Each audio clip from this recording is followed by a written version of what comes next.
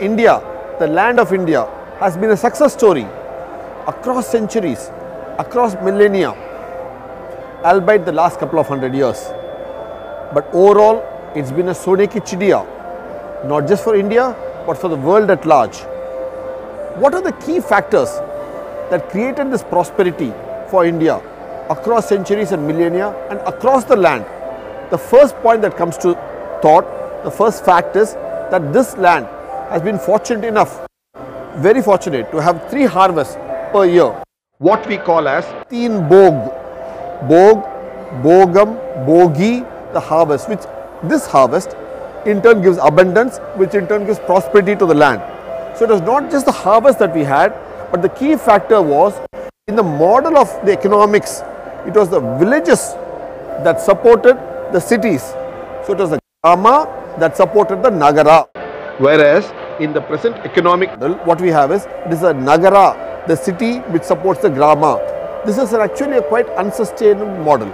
The real sustainable model for this land, for this economy, has been the other way around, where the Grama, the production centers, supported the Nagara, the trade centers. So we have to get back to that similar model as we go along in our growth, as we evolve.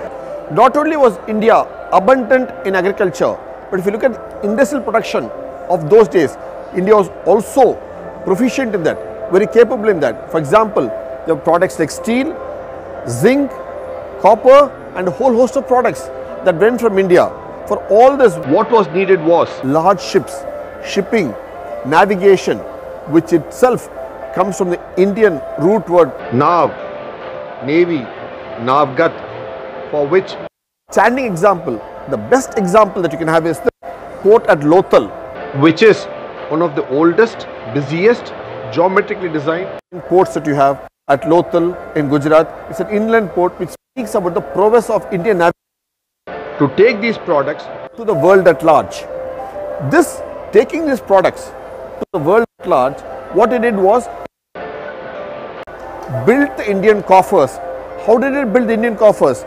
Even though India did not have mines of gold or silver, India had always abundance of gold or silver because it traded in these products, which in turn brought in gold and silver in payments, in trade across the globe.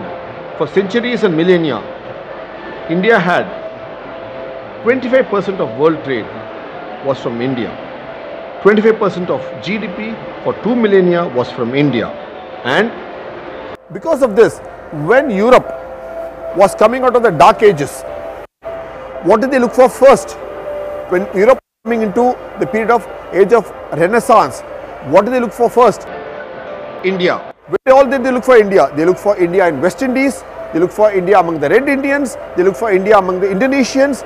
But the key point, the theme was looking for India. India was like the proverbial pot at the end of a rainbow. So that was the importance India had. From this we can also understand that the world till a couple of centuries back was very much an India-centric world. And when we now go into the face of new India, we should once again regain back that place of primacy of the world being an India-centric world. That is what we should march towards with knowledge, pride, confidence and capability.